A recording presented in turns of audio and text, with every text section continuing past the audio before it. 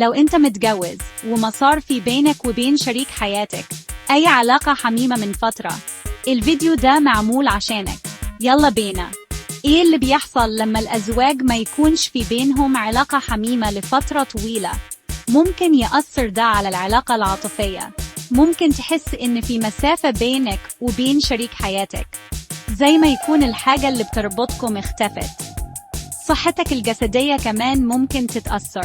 بالنسبة لبعض الناس ده ممكن يسبب ضغط نفسي أو حتى قلق. وما ننساش إن العلاقة الحميمة بتحسن المزاج ومستوى الطاقة، بس مش معنى كده إن الدنيا سودة. الكلام هو المفتاح. اتكلم بصراحة مع شريك حياتك، شارك مشاعرك ودور على طرق ترجعكم لبعض. افتكر إن كل علاقة مختلفة عن التانية، المهم تلاقوا اللي يناسبكم انتم الاتنين. خليكم قريبين من بعض وخليكم سعداء. أشوفكم في الفيديو الجاي.